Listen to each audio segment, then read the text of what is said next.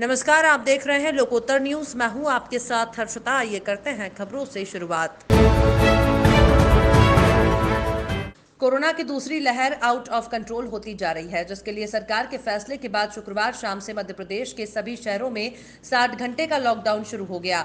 Damoh collector तरुण राठी ने बताया कि दमोह में उपचुनाव के चलते अभी लॉकडाउन नहीं लगेगा। उन्होंने बताया कि अभी चुनाव प्रक्रिया चल रही है, हमारी निर्वाचन संबंधी तैयारियां अंतिम दौर में है, इसलिए हम इस शनिवार और रविवार को लॉकडाउन नहीं कर रहे हैं। साथ ही उन्होंने बताया कि अगले शनिवार को वोटिंग भी है।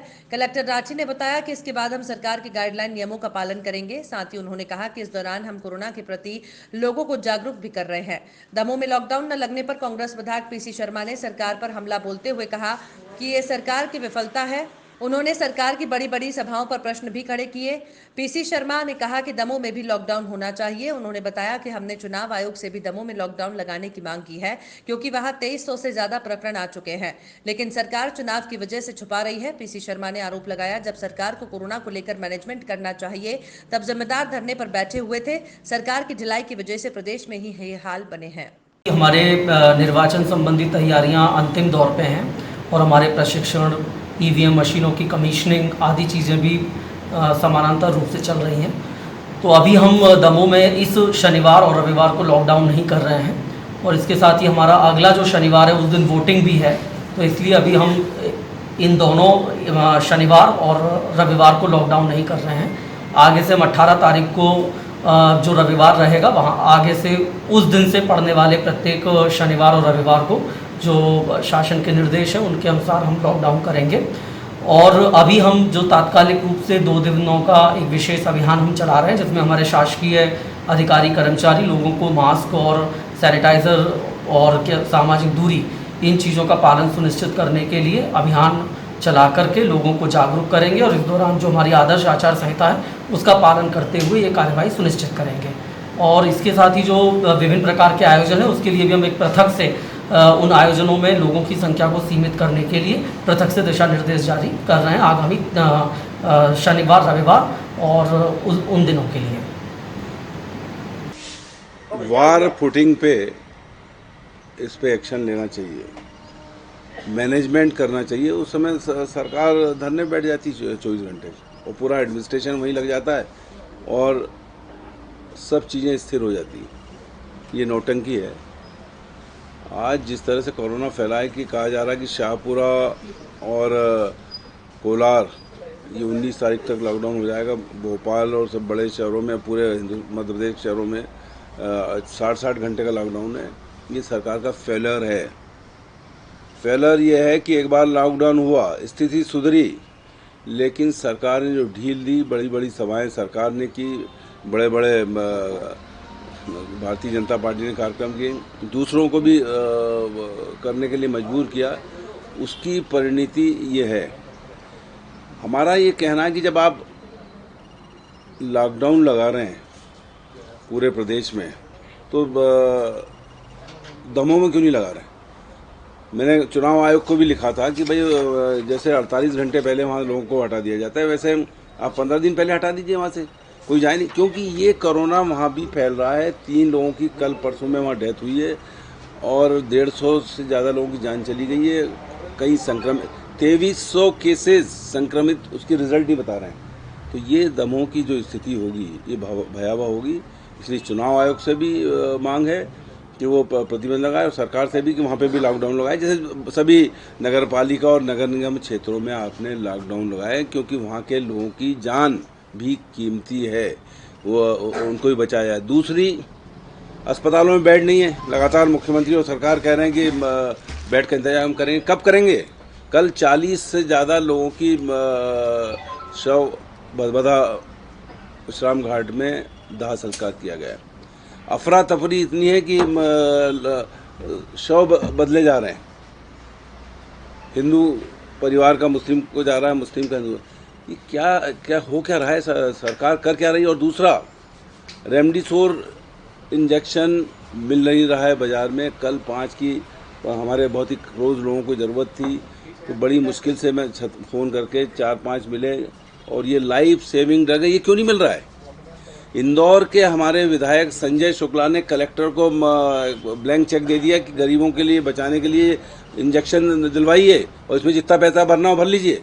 ये नौबत आज भोपाल, इंदौर और मध्य प्रदेश में आ गई है और सरकार को जो वार फूटिंग पे इस पे एक्शन लेना था वो नहीं ले पाई है, पूरी तरह से फेल हो गई। और जहाँ तक, क्योंकि जब तक वैक्सीन नहीं लगेगा, वैक्सीन के बाद लोगों की बचत हो सकती है जान की।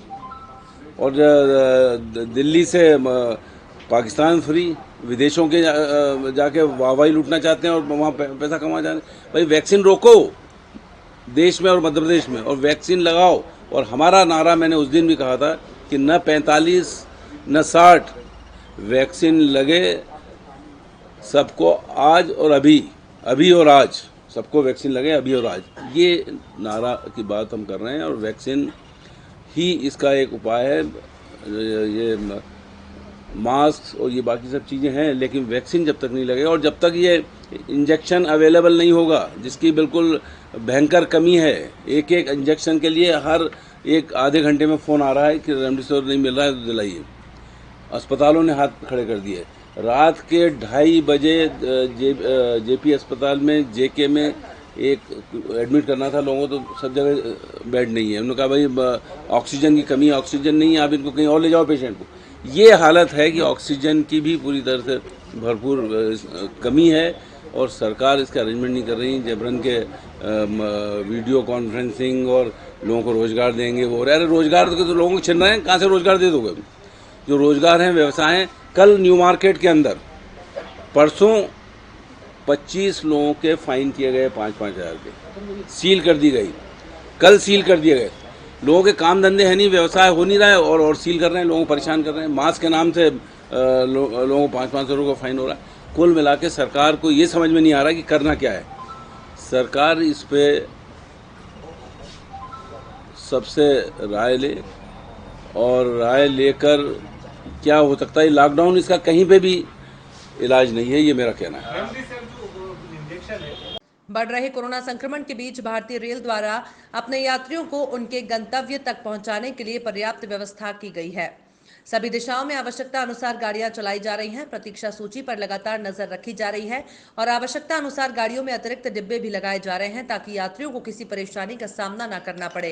ये जानकारी मंडल रेल प्रबंधक उदय बोरवणकर ने संवाददाता सम्मेलन में दी। पत्रकार वार्ता को संबोधित करते हुए मंडल रेल प्रबंधक ने सोशल मीडिया पर वायरल हुई कुछ पुरानी वीडियो का जिक्र करते हुए मीडिया प्रतिनिधियों से अनुरोध किया कि वो इस तरह की अफवाहें फैलाने वाली घटनाओं को रोकने में रेल प्रशासन की मदद करें। डीआरएम ने कहा कि कोविड-19 संक्रमण के प्रसार को रोकने के लिए मंडल रेल प्रशासन द्वारा मंडल के स्टेशनों पर थर्मल स्क्रीनिंग की जा रही है। साथ ही राज्य सरकार के समन्वय से अन्य जरूरी जांच की व्यवस्था की गई है। स्टेशनों पर उद्घोषणा द्वारा कोविड-19 के संबंध में यात्रियों को जागरूक किया जा रहा है। मंडल से प्रारंभ होने वाली गाड़ियों को संचालन से पूर्व पिट लाइन में ही सभी डिब्बों को सैनिटाइज कर संक्रमण मुक्त बनाने की व्यवस्था की गई है। नमस्कार, मैं उदय बोरवणकर, मंडल रेल प्रबंधक, भोपाल रेल मंडल। ऐसा संज्ञान में आया है कि कुछ लोगों ने कुछ फोटोग्राफ्स या वीडियोस जो पुराने समय के हैं वो सोशल मीडिया पे डाले हैं और वायरल किए हैं और यह ऐसा भ्रम पैदा किया जा रहा है कि रेलवे स्टेशनों पर बहुत ज़्यादा संख्या में लोग आ रहे हैं, भीड़ जमा हो रही है और जगह नहीं मिल रही है और भारी संख्या में लोग रेल के माध्यम से शहरों से पलायन कर रहे हैं। मैं आपको आश्वस्त करना चाहता हूं कि ऐसी स्थिति कतई नहीं है। भारतीय रेल ने पर्याप्त इंतज़ाम किए हैं सभी लोगों के प्रवास के लिए। बहुत अच्छी संख्या में गाड़ियां अब चल रही हैं, लगभग सारी गाड़ियां पूर्ववत चल रही हैं और सभी के लिए सफ़र करने के लिए पर्याप्त जगह उपलब्ध है। हमने टिकट सेल्स के लिए भी जिन लोगों को काउंटर से टिकट लेने हैं उनके लिए एडिशनल काउंटर्स खोल रखे हैं। अधिक समय के लिए काउंटर्स खोले जा रहे हैं ताकि किसी को बहुत समय तक वेट ना करना पड़े। और सभी स्टेशनों पर हम लोग जहाँ तक संभव है कोविड के प्रोटोकॉल को फॉलो करते हुए, थर्मल स्क्रीनिंग करते हुए, जिला प्रशासन से समन्वय बनाते हुए इस तरह के इंतज़ाम हमने किए हैं कि सोशल डिस्टेंसिंग भी मेंटेन होती रहे। राजस्थान के प्रतापगढ़ जिले में कोविड-19 कोरोना संक्रमण के फैलाव की रोकथाम और आमजन में गाइडलाइन की पालना सुनिश्चित करने सहित मीडिया की महत्वपूर्ण भूमिका को लेकर मिनी सचिवालय में जिला कलेक्टर अनुपमा जोरवाल और जिला पुलिस अधीक्षक चूनाराम जाट मीडिया प्रतिनिधियों से रूबरू हुए। जिला कलेक्टर ने इस अवसर पर कहा कि जिलेवासियों को नवीन कोरोना गाइडलाइन की पालना सुनिश्चित करनी होगी। अभी तक कोरोना संक्रमण को लेकर प्रतापगढ़ जिला अन्य जिलों में अच्छी स्थिति में है, अभी भी कोरोना गया नहीं है। उन्होंने कहा कि संक्रमण की रोकथाम के लिए प्रशासन, पुलिस और चिकित्सा विभाग की टीमें नियमित कार्य कर रही हैं। इसके अलावा जेईटी और एसीटी टीमें भी गठित की गई हैं और एंटी कोविड टीम नियमित रूप से जांच कर रही है। उन्होंने कोरोना काल में जन जागरूकता के लिए मीडिया की महत्वपूर्ण भूमिका बताते हुए कहा कि उनके सकारात्मक सहयोग से कोरोना पर आम लोगों को जागरूक किया जा रहा है। उन्होंने कोरोना संक्रमण की दूसरी लहर में भी आम लोगों तक सरकारी कार्यक्रमों और योजनाओं की जानकारी आम जनता को पहुंचाने में अपनी भूमिका निभाने का आह्वान किया। अभी कोरोना की स्थिति जो है, आज 221 एक्टिव केस हैं प्रतापगढ़ ज़िले में, और ये जो सेकेंड वेव कोरोना की जो अभी चल रही है, उसी के परिप्रेक्ष्य में मैं प्रतापगढ़ वासियों से यही अपील करना चाहूँगी, जो कोविड एप्रोप्रिएट बिहेवियर है, जिसमें अनिवार्य रूप से मास्क लगाएं, जब तक बहुत ज़रूरी ना हो घर से ना निकलें, और अपनी हाइजीन पे ध्यान दें, बार बार हैंड वॉशिंग करें। तो ये सारे हमें एप्रोप्रिएट बिहेवियर अपनाने हैं, क्योंकि नेक्स्ट 2 to 3 वीक्स हमारे लिए बहुत क्रूशियल हैं। यदि हम इसकी पालना करते हैं तो मुझे लगता है ये जो हमारे एक्टिव केसेस का ग्राफ है, ये हम नीचे ला सकते हैं। साफ सुथरी छवि के साथ सेवानिवृत्त होना बड़ी उपलब्धि होती है। अड़जरिया जी के साथ 2 साल के सेवा काल के दौरान कार्य के प्रति उनके समर्पण और आत्मविश्वास देखने लायक और प्रेरक रहा। ये विचार दतिया जनपद पंचायत के सीईओ गिरिराज दुबे ने दतिया जनपद में पदस्थ रहे एडीओ जेपी अड़जरिया के सेवानिवृत्त होने पर जनपद कार्यालय पर आयोजित विदाई समारोह को संबोधित करते हुए व्यक्त किए। इस अवसर पर अड़जरिया ने उपस्थित सहकर्मियों से कहा कि सेवा काल में अपनी कार्यप्रणाली ऐसी रखें कि कोई उंगली न उठा सके। कार्यक्रम के दौरान दतिया जनपद पंचायत के कर्मचारियों ने उनकी उत्कृष्ट सेवाओं के लिए अड़जरिया का फूल मालाएं पहनाकर और शॉल श्रीफल और स्मृति चिन्ह भेंट कर स्वागत सम्मान किया। विदाई समारोह का संचालन खंड विकास अधिकारी मधुसूदन तिवारी ने किया। वो देखने लायक था और बड़ा शानदार, और फिर भी मैं ये सोचता था कि मेरी तरफ से मैं जितना इनको सहयोग कर सकूं उतना करूं, और जितना मैं इनके काम को, इनके कार्य को और आसपास में इनके लिए आसान बना सकूं, वो कोशिश मैंने की। श्री अड़जरिया जी ने 2 साल में मेरे साथ जो काम किया है, वो अनुभव अच्छे रहे हैं। मैंने जो भी दायित्व मेरे द्वारा इनको सौंपे गए, उन्होंने समय सीमा में पूरे किए, और हर समय पे वार त्योहार पर्वों पे सबसे पहला फ़ोन अगर मेरे पास किसी का आता था तो वो श्री अड़जरिया जी का ही होता था। सुबह सुबह मुख्यमंत्री शिवराज सिंह चौहान ने स्मार्ट सिटी रोड पर बने स्मार्ट पार्क में चंपा का पौधा लगाया। मुख्यमंत्री शिवराज सिंह चौहान ने कोरोना संक्रमण से लड़ने के लिए तैयारियों के बारे में बताया। उन्होंने कहा कि हमने अस्पताल में बढ़ते मरीजों की संख्या को देखते हुए 1 लाख बेड की व्यवस्था कर रहे हैं। मुख्यमंत्री बोले, कोरोना संक्रमण के खिलाफ अभियान जारी है। सीएम की जनता से अपील, मास्क लगाएं, 2 गज की दूरी अपनाएं। उन्होंने कहा कि ऑक्सीजन की कोई कमी नहीं है। भारत सरकार ने हमको ऑक्सीजन की व्यवस्था के लिए आश्वस्त किया है। मेरी आज केंद्रीय मंत्री पीयूष गोयल जी से चर्चा हुई है। आज फिर बैठक है दोपहर में। ऑक्सीजन की कोई कमी नहीं है और ना होने देंगे। साथ ही मुख्यमंत्री शिवराज सिंह चौहान ने बताया कि हर शहर में बड़ी इमारतें हैं। इन इमारतों को हम अस्पताल बनाने के लिए निजी अस्पताल को ऑफर दे रहे हैं। इन इमारतों में बिस्तर बढ़ाएं, सभी जरूरी सुविधा जुटाएं। मुख्यमंत्री ने बताया कि ज्योतिबा फूले जयंती से वैक्सीनेशन अभियान चलाएंगे। सरकार ने प्रक्रिया शुरू कर दी, सरकार खरीदेगी, पहुंचाएगी। सरकारी बिल्डिंग अस्पताल के लिए प्राइवेट से बात करेंगे कि सरकारी बिल्डिंग? नहीं, प्राइवेट को भी हम ऑफर कर रहे हैं कि वो रुचि रख रहे हैं, तो वो आ गया है। नहीं, वो हमारे अधिकारी बात करेंगे। मेरी चिट्ठी चली गई, मेरी बात हो गई। सर, आप विधायकों, सांसदों से लगातार अपील कर रहे हैं, वो भी कोरोना वैक्सीन लगवाएं और दूसरों से भी अपील करें, लेकिन विधानसभा।